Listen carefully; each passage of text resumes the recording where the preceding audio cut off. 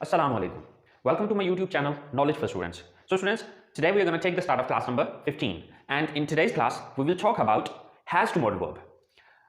लेकिन क्लास शुरू करने से पहले अगर अभी तक आप लोगों ने मेरे चैनल को सब्सक्राइब नहीं किया तो प्लीज सब्सक्राइब के बटन पर क्लिक कर दीजिए।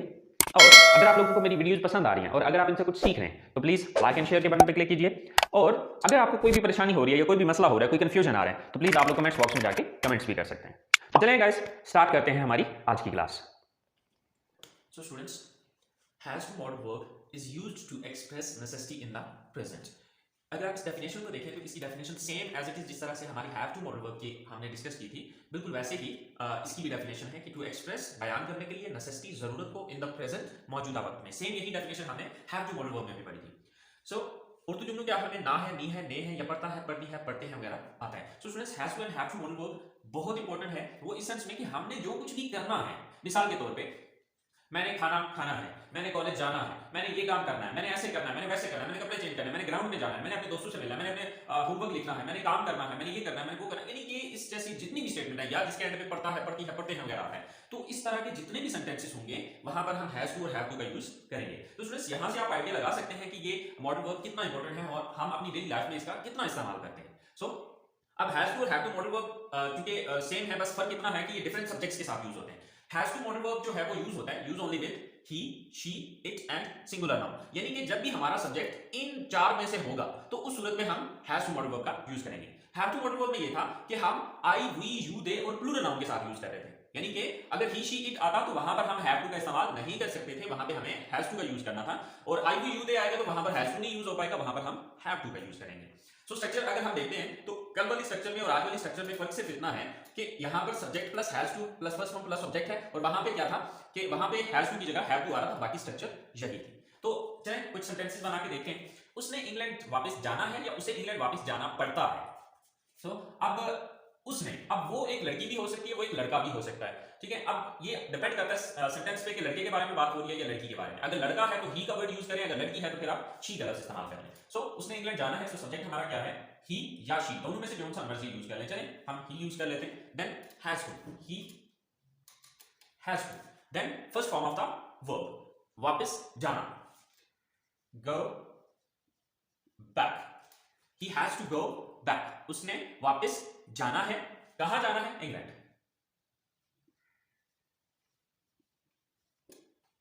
He has to go back to England. उसने इंग्लैंड वापस जाना है या उसे इंग्लैंड वापस जाना पड़ता है। So, आसिम को इस मुकाबले में हिस्सा लेना है या आसिम को इस मुकाबले में हिस्सा लेना पड़ता है। तो सब्जेक्ट कौन है यहां पे? Asim.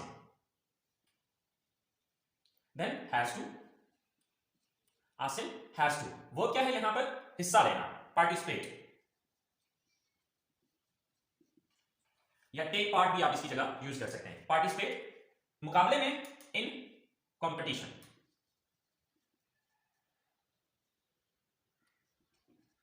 So, Asim has to participate in competition. Asim ने मुकाबले में हिस्सा लेना है या आसिम को मुकाबले में हिस्सा लेना पड़ता है। सॉरी, इस मुकाबले में, इन दिस कंपटीशन। सॉरी, यहां पर दिस भी आएगा। So Asim has to participate in this competition.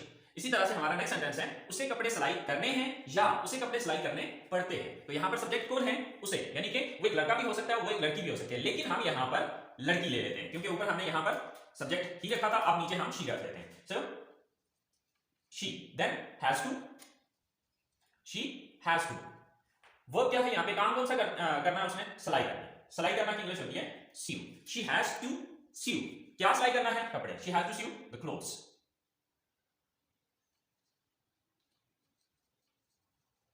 She has to sew the clothes. उसने कपड़े सिलाई करने हैं या उसे कपड़े सिलाई करने पड़ते हैं। So students, ये हमारे has to modal verb की पॉजिटिव सेंटेंसेस हैं। So I hope so आपको ये चीज समझ में आ गई होगी, ये चीज क्लियर होगी। और स्टूडेंट्स, इसको बहुत अच्छे से समझिएगा क्योंकि ये हमारा बहुत इंपॉर्टेंट मॉडल वर्ब है has to and have to, क्योंकि हमारी डेली लाइफ के अंदर इसका बहुत ज्यादा यूज होता है।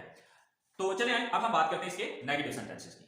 So students, has to modal verb के नेगेटिव सेंटेंसेस की जो स्ट्रक्चर है वो है subject plus does not plus have to plus first form of the verb and then object. अच्छा स्टूडेंट्स, इस स्ट्रक्चर को देखने के बाद आपके माइंड में एक कंफ्यूजन आ रहा होगा, और वो कंफ्यूजन ये होगा कि मॉडल वर्ब तो हम हैज टू पढ़ रहे हैं, लेकिन यहां पर जो स्ट्रक्चर के अंदर आ रहा है वो हैव टू क्यों आ रहा है? असल में जब हम पॉजिटिव सेंटेंसेस को डिस्कस कर रहे थे तो पॉजिटिव सेंटेंसेस के अंदर आपने देखा कि हमारा जो मतलब डिफरेंस आ रहा था वो सिर्फ हैज और हैव का आ रहा था। ठीक है। लेकिन जब हमने इसको नेगेटिव में कन्वर्ट किया तो नेगेटिव के अंदर अब हमारे पास जो डिफरेंस आ रहा है वो डू और डज का डिफरेंस है। अच्छा, अब ये डू डज कैसे बना और हैज जो है वो हैव में किस तरह से कन्वर्ट हुआ, ये अभी मैं डिटेल इसलिए नहीं बता सकूंगा क्योंकि ये डिटेल हम प्रेजेंट इंडेफिनिट टेंस को जब हम पढ़ेंगे तो वहां पर ये डिटेल समझ आएगी कि ये हुआ कैसे। क्योंकि अभी अगर मैं आपको ये चीज बताऊंगा तो आप कंफ्यूज हो जाएंगे, इसलिए फिर वक्त आप इतना ही जहन में रखें कि हमारा जो सेंटेंसेस को डिफरेंशिएट करने के लिए जो हमें जस्ट एक वर्ड का डिफरेंस चाहिए था वो पॉजिटिव सेंटेंसेस के अंदर हैज और हैव का था, लेकिन अब नेगेटिव सेंटेंसेस में डू और डज का डिफरेंस आ रहा है। ठीक है, बकिया इसकी जो डिटेल है वो इंशाल्लाह जब हम प्रेजेंट इंडेफिनिट टेंस डिस्कस करेंगे तो वहां पर इसकी डिटेल आपको समझ आएगी कि डू डज कैसे बना और हैज हैव में किस तरह से कन्वर्ट हुआ। ठीक है, तो चलें इससे आगे चलते हैं।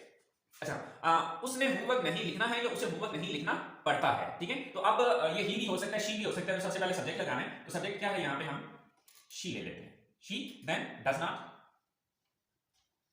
Then have to, she does not have to. क्या करना है? लिखना है। वर्ब क्या है यहाँ पे? लिखना, write. She does not have to write. क्या लिखने की बात हो रही है? होमवर्क।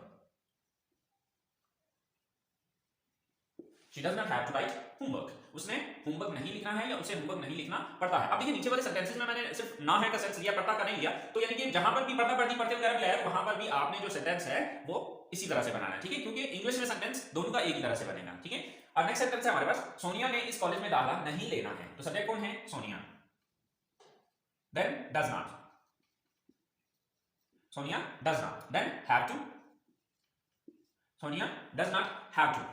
वर्ब क्या है यहाँ पे? दाखिला लेना। So take, sorry, admission. Sonia does not have to take admission इस कॉलेज में, in this college. Sonia does not have to take admission in this college, कि सोनिया ने इस कॉलेज में दाखिला नहीं लेना है। ठीक है, अच्छा नेक्स्ट हमारे पास सेंटेंस है कि उसे आज खरीदो फरोख्त के लिए नहीं जाना है। सो उसे अब हम लेते हैं कि वो मेल भी हो सकता है, तो फीमेल भी हो सकती है। अगर मेल है तो ही का वर्ड यूज करेंगे, अगर फीमेल है तो शी का लफ्ज इस्तेमाल करेंगे, तो फिर तभी हम इसको ही कर लेते हैं। So he, then does not, then have to, then first form of the verb. यहां पर वर्ब क्या है? काम कौन सा करना है? जाना है। She does not have to go, she does not have to go, उसने नहीं जाना है खरीदो फरोख्त के लिए, for shopping.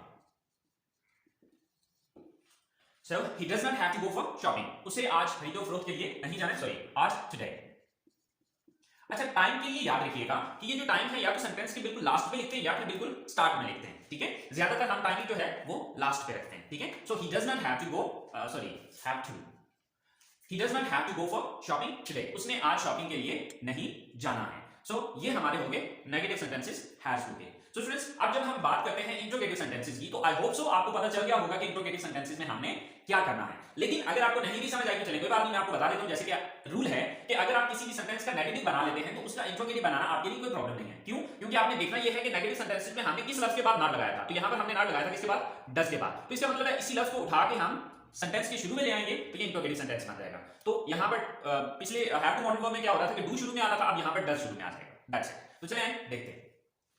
So students, has to modal verb के इंट्रोगेटिव सेंटेंसेस बनाने के लिए स्ट्रक्चर जो है वो है, सबसे पहले हम डज का इस्तेमाल करेंगे, then subject, then have to, then first form of the verb and then object. So at that there is a question mark. So क्या उसने क्रिकेट खेलना है?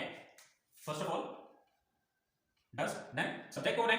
वो, यानी कि उसने। वो लड़का भी हो सकता है, वो लड़की भी हो सकती है, लेकिन हम लड़का लेते हैं। So does he, then have to, does he have to.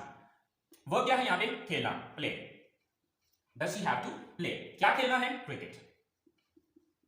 Sir does he have to play cricket, क्या उसने क्रिकेट खेलना है?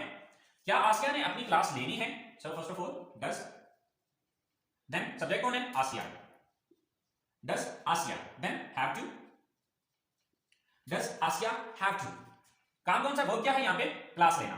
टेक क्लास भी कह सकते हैं, अटेंड क्लास भी कह सकते हैं, डिपेंड ऑन यू। अटेंड अपनी क्लास, हर class. So does Asiya have to attend हर क्लास, क्या आसिया ने अपनी क्लास लेनी है?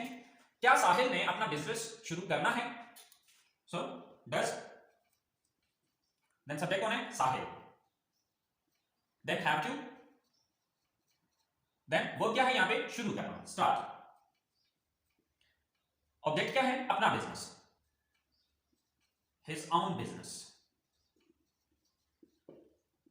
So, does Sahil have to start his own business? क्या साहिल ने अपना जाती अपना बिजनेस शुरू करना है तो ये हमारे जो है इंट्रोगेटिव सेंटेंसेस हैं। मैंने तो जस्ट 3 एग्जांपल्स दिए हैं। सो गाइस इससे हजारों जुमले बनेंगे, ठीक है। तो आपको ये सेंटेंसेस बनाने के लिए आप किसी भी एक बंदे को पकड़ लें और उसके जो भी उसने जो कुछ करना है उसकी सेंटेंसेस को बनाएं। सेंटेंसेस को बना के तो आप जो है वो इंग्लिश में उनको कन्वर्ट करें। और इसी तरह से हैव टू मॉडल वर्ब है तो आप अपने बारे में ये सोचें कि सुबह जागने से लेकर रात सोने तक आपने क्या कुछ करना है, तो उन सारी सेंटेंसेस को पहले उर्दू में लिखें, लिख के फिर उनको इंग्लिश में कन्वर्ट करें। मिसाल के तौर पे मैं ये कह रहा हूं कि मैंने सुबह उठना है, मैंने वजू करना है, मैंने नमाज पढ़नी है, मैंने कुरान पाक की तिलावत करनी है, फिर मैंने तैयार होना है, मैंने नाश्ता करना है, मैंने कॉलेज जाना है, मैंने अपनी क्लास लेनी है, मैंने घर वापस आना है, मैंने रेस्ट करनी है, मैंने मतलब सुबह जागने से लेकर रात सोने तक आपने जो कुछ भी करना है उन सारी पूरी अपनी पूरे दिन की एक्टिविटीज को नोट डाउन करें और फिर उसको इंग्लिश में कन्वर्ट करें, ठीक है। और वहां से आपको आइडिया हो जाएगा कि ये मॉडल वर्ब कितना इंपॉर्टेंट है और डेली रूटीन में आप इसका कितना इस्तेमाल करेंगे, ठीक है।